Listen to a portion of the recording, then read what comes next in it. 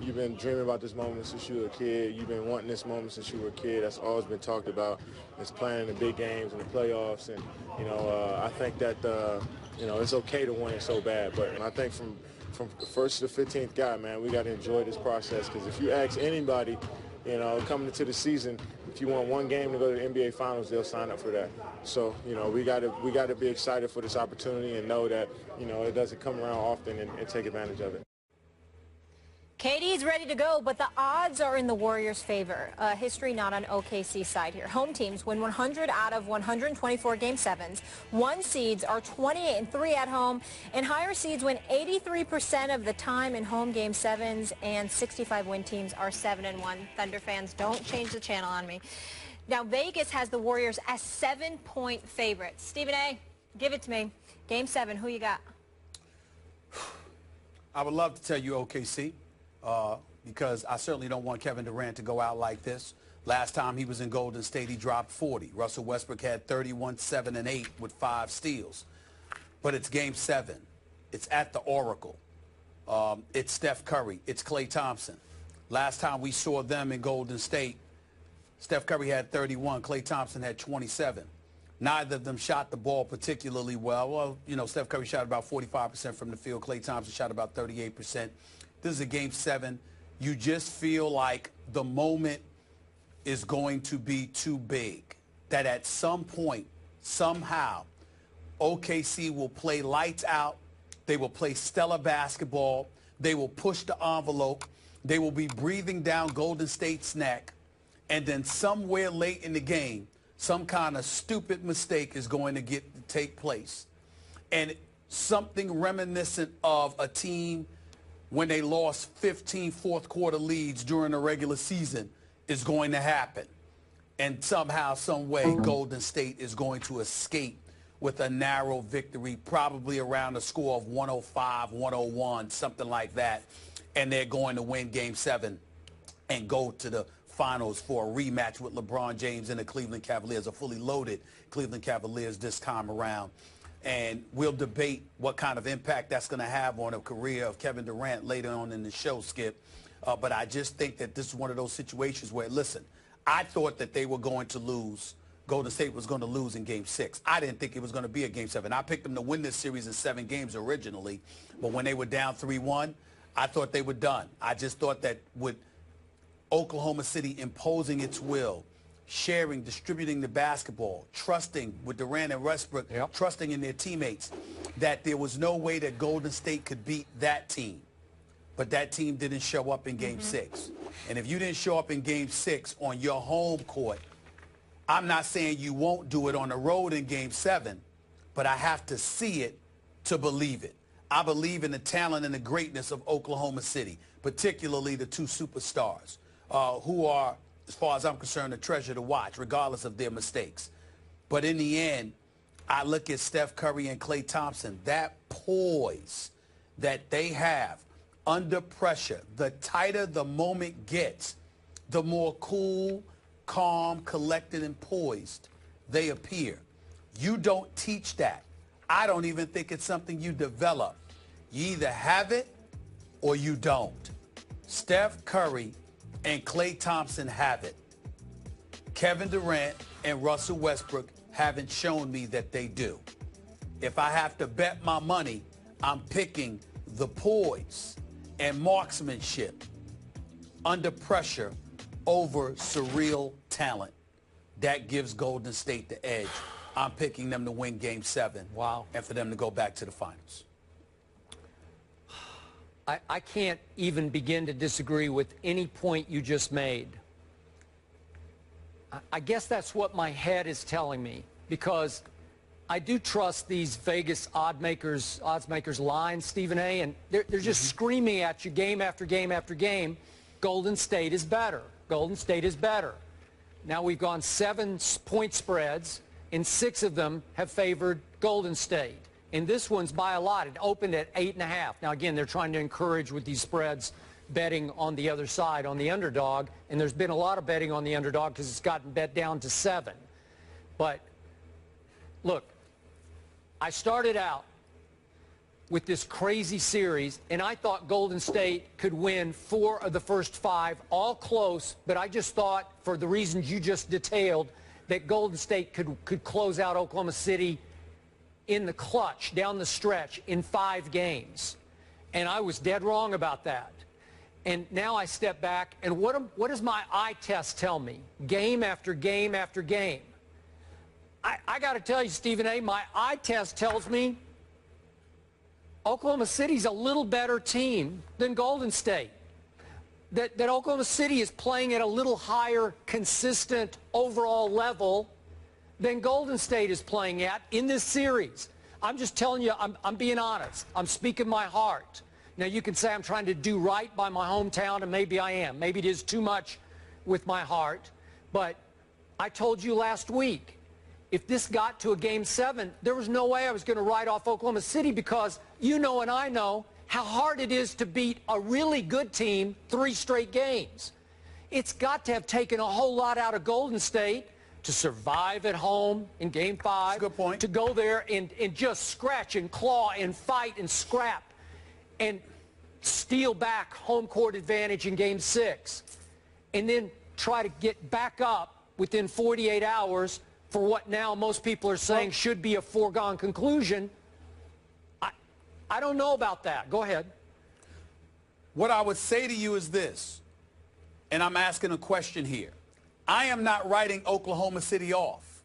When you give a prediction, what you're basically saying is, if you had to bet your money, who you going to bet it on? I'm saying to you, it wouldn't surprise me at all, because they have better than a puncher's chance. They got 2 of the top 5 players in the world. This is the game of basketball. Yeah. They could beat Golden State in a Game 7. It wouldn't shock me.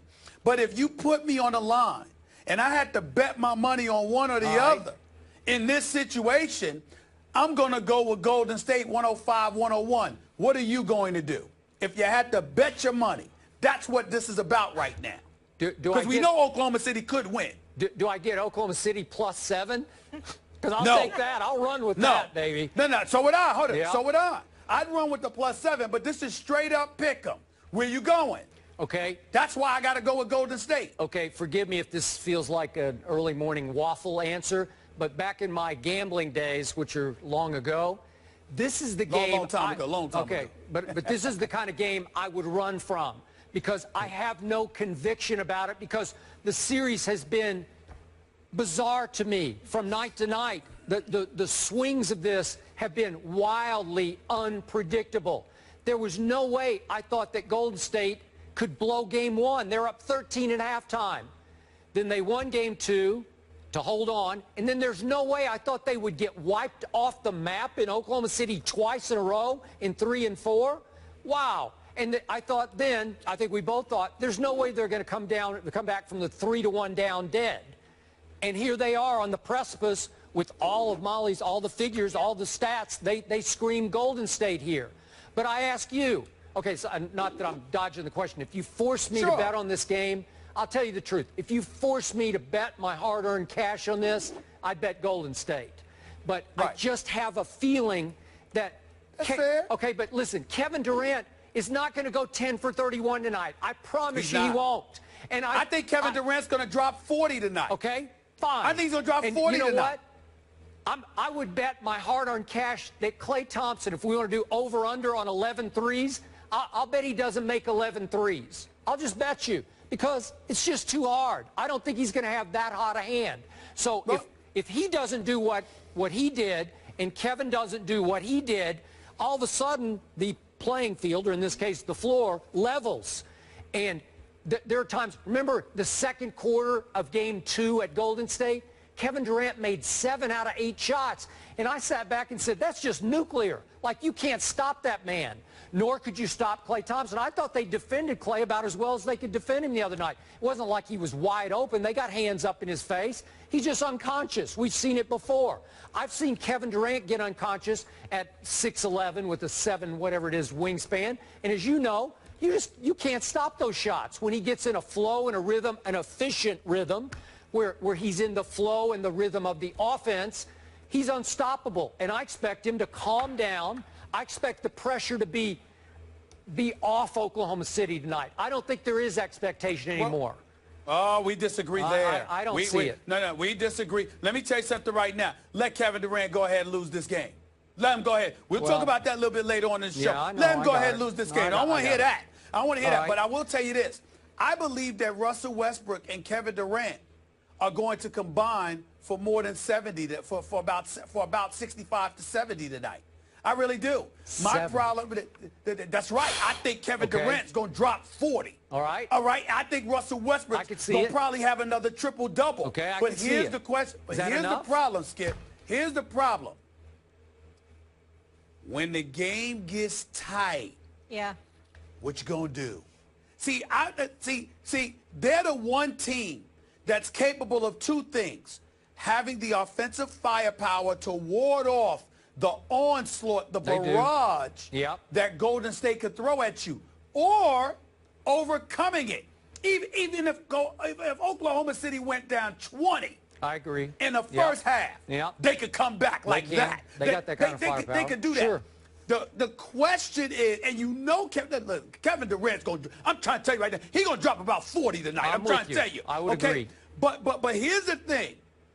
When it gets tight and that clock is ticking and you know the season is on the line, again, palms get sweaty, backsides get tight, what you going to do? I'm saying to you, I have no doubt what Steph and Klay going to do.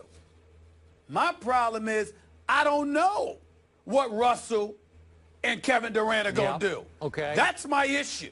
Okay. I don't know. I've seen them both. Now, again, these are games of not this kind of magnitude, but they both have the capability of making clutch shots. I've seen it before. Both of them, Westbrook and Durant. I'm not talking about shots. I'm not talking about shots, Skip. I'm talking about key turnover. I'm talking about making the right pass. I'm talking about a Kevin Durant not fouling out. I'm talking about all of that stuff. Whatever it is, are you gonna be there to be the man when the moment demands it? Okay. That's what I'm wondering about. Right. So there's one thing you can't coach or teach, and that's hustle, scrap, energy. I believe Oklahoma City, because Oklahoma City has played harder consistently than Golden State this whole series. That will travel. I expect Oklahoma City to come out, not literally, but throwing figurative punches tonight inside, because they've had the inside muscle length advantage from the start. They have made Draymond Green play much smaller than he even is, and we know he's undersized already, but he's having a hard time against all that length inside. I thought he had a hard time in Game 6. Hey, listen, I believe that Draymond Green's problem in this series was exposed when he tried to be more than what he is. He tried to be a scorer before Game 5, those first 4 games. He forgot who he was. Over the last 2 games, since they've been down 3-1, I believe that Draymond Green has gone back to what brought him here. He defends. He rebounds. He's actively involved in everything, and he's that inspirational, motivational leader that we needed him to be.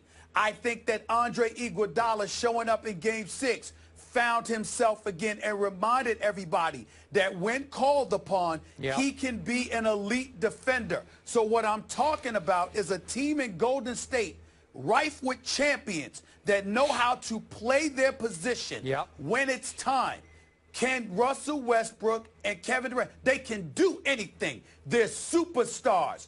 But when it's time, where are you going to be? To me, I care about the last 5 minutes. Where are you going to be at? That's what I'm looking for. That's what I'm looking for. Where we disagree is how much pressure is still on Oklahoma City. I think it's off. You think it's on. No. I think it's off Oklahoma City, but it's not off Kevin Durant. Okay. That's a different subject. All right. I'm just going with... I'll explain. Okay. I'll explain later. I got it. I'm going with, since this has been wildly unpredictable, I'm going to go wildly unpredictable here. I'm going to go with a bookend game. I'm going to go with the Game 1 score. When they stole Game 1, I'll finish it off with the Game 7 with the same score. 108-102 OKC. Okay. All right, we got a split decision, folks. So we want to look ahead to what this Game 7 means, and especially to Kevin Durant. How does it impact his future? If Durant loses tonight, Does he return to OKC? That is the question. Go to our Twitter page, vote yes or no. We will share those results later in the show. The guys will weigh in as well. But to the East we go right now. LeBron is heading to his 6th straight NBA Finals, but it's how he celebrated the win that is Skip Bayless ready to unleash. You know you don't want to miss that. Stay tuned.